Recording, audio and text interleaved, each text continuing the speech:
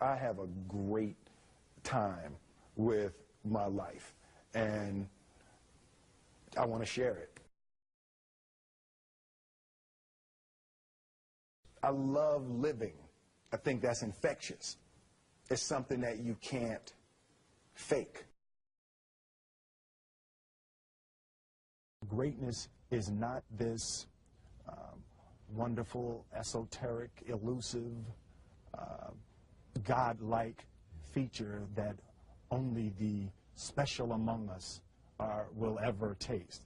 You know, it's something that truly exists in all of us. It's very simple. This is what I believe, and I'm willing to die for it. Yeah. Period. It's that simple. I know who I am, and I know what I believe. I know who I am, I know what I believe. That's all I need to know. And that's all I need to know. So from there, you do what you need to do. Yeah. You know, and I think what happens is we make this situation more complex than it has to be. Because we're looking for complexity. There's got to be something complex to understand. It can't be that easy. No. We didn't grow up with the sense that where we were was where we were going to be. You know, we grew up with the sense that where we were almost didn't matter because we were becoming right. Something greater.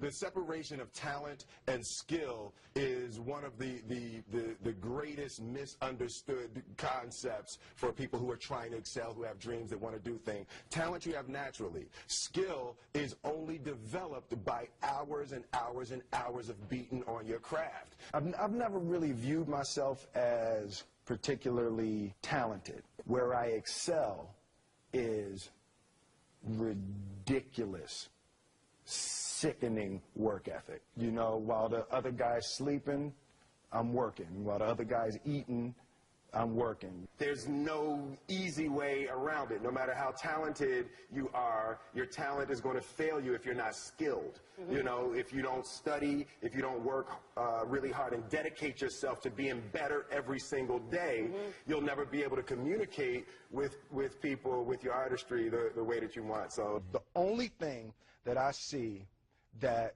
is distinctly different about me is I'm not afraid to die on a treadmill. You might have more talent than me, you might be smarter than me, but if we get on the treadmill together, right, there's two things. You're getting off first, or I'm going to die. It's really that simple. One summer, his dad tore down a brick wall on the front of his business and told 12-year-old Will and his 9-year-old brother to rebuild it, a job they said was impossible. It took them a year and a half, but they did it. And he said, now don't you ever tell me it's something that you can't do. You don't try to build a wall. You don't set out to build a wall. You don't say, I'm going to build the biggest, baddest, greatest wall that's ever been built. You don't start there. You say, I'm going to lay this brick as perfectly as a brick can be laid. Yeah. And you do that every single day. And soon you have a wall. And soon you have a wall. You know, it's an idea that my grandmother always had, that if you're going to be here, then there's a necessity to make a difference. She always instilled the responsibility, the spiritual responsibility that you have to make every group you come in contact with better. I want to do good. Yeah. I want the world to be better because I was here. I want my life, I want my work, my family, I want it to mean something. And it's like, it has, if you are not making someone else's life better, then you're wasting your time. You know, like your life will become better by making other lives better. I want to represent an idea. I want to represent possibilities. I want to represent the idea that you really can make what you want. One of my favorite books is The Alchemist, Paulo Coelho, and I just believe that. I believe that I can create whatever I want to create. The first step before anybody else in the world believes it is you have to believe it. There's no reason to have a plan B because it distracts from plan A. I think that there's a certain delusional quality that all successful people have to have. You have to believe that something different than what has happened for the last 50 million years of history. You have to believe that something different can happen. Confucius said, he who says he can and he who says he can't are both usually right. Being realistic is the most commonly traveled road to mediocrity. Why would you be realistic? What's the point of being realistic? Just put up a barrier. Yeah, I'm going to do it. It's done. It's already done. The second I decide it's done, it's already done. So now we just got to wait for y'all to see. It's unrealistic to walk in a room and flip a switch and lights come on. That's unrealistic. Fortunately, Edison didn't think so. It's unrealistic to think you're going to bend a piece of metal and fly people over an ocean in that metal. That's unrealistic. But fortunately, the Wright brothers and others didn't believe that. And it just seems like such a ridiculous idea to me to embrace the idea that it's not going to happen. That's not real for that to happen. As soon as you say it, now you just made that real. Our thoughts, our feelings, our dreams, our ideas are physical in the universe.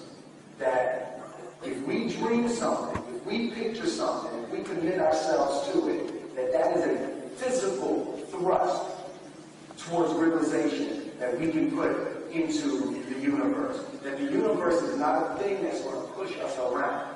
That the world and people and situations are not something that are going to push us around. That we are going to bend the universe and command and demand that the universe become what we want it to be. I study the patterns of the universe. There's a redemptive power that making a choice has, you know, rather than feeling like you're at effect to all the things that are happening. Make a choice, right? You just decide what it's going to be, who you're going to be, how you're going to do it. Just decide. And then from that point, the universe is going to get out your way. It's like it's water. It wants to move and go around stuff, you know. You know, there's a flow of the universe that I've grown to know just how to go with it. I realize that to have the level of success that I want to have, it's difficult to spread it out and do multiple things. It takes such a desperate, obsessive focus. You really got to focus with all of your fiber and all of your heart and all of your creativity. I'm motivated by fear. Fear. You know? Fear of what? Fear of fear.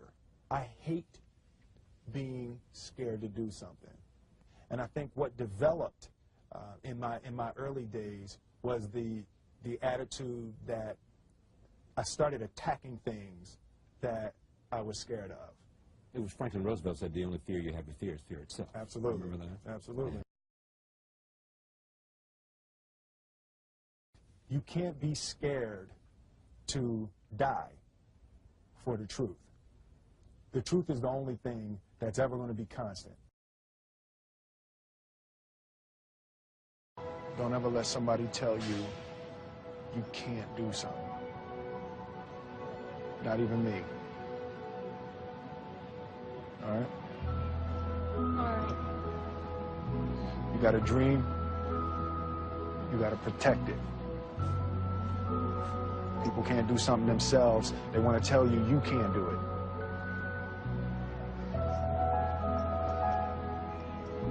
You want something, go get it. Period.